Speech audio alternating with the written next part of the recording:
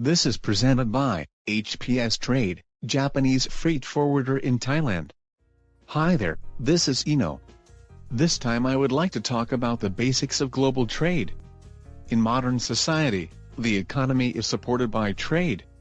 It is thanks to the trade that we can buy products around us at low prices, and that we can buy them whenever and wherever we want. If there were no trade in the world, or if the rules were that everything must be produced and consumed locally, the products around us would be less diverse and more expensive.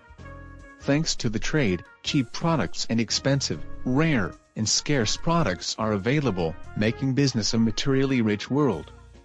However, trading is not the same as buying apples at the local supermarket. You deal with people who have different languages, cultures, and business practices. To do business with people overseas and buy and sell products, you need to have the proper knowledge. If you don't have the proper knowledge, you may fail in your business. You may be cheated, lose money instead of making a profit, or violate the law without knowing it. Since trading is not a volunteer activity but a business to earn profits, you must avoid risks such as loss or illegal activities.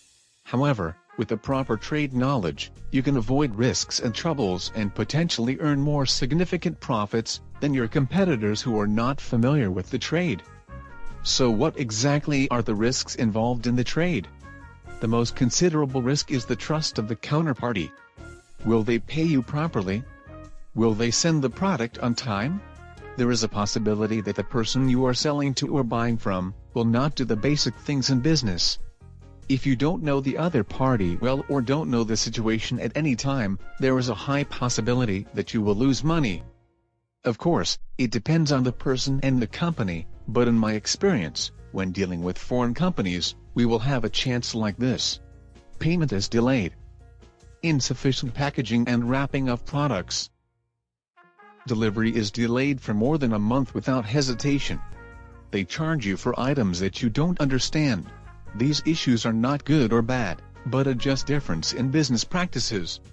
In some other countries, this is common. There is a need for proper trade knowledge to avoid the problem caused by different business practices. In addition to this, there is also the risk of foreign exchange rates. The exchange rate fluctuates daily. If the exchange rate swings to an extremely strong or weak, you may lose a lot of money. In trade transactions, you must always be aware of exchange rate fluctuations. You must understand other international regulations to trade. There are many cases that the company loses big money since they cannot clear the customs, because of violating the regulations without understanding. It happens pretty often. What kind of regulations are there? Let me give you examples. Intellectual property infringement. Environmental problems. Dangerous goods. Endangered species. Invasive species. Protection of domestic industry. Safety compliance. If you look at the big picture, you may think it's obvious.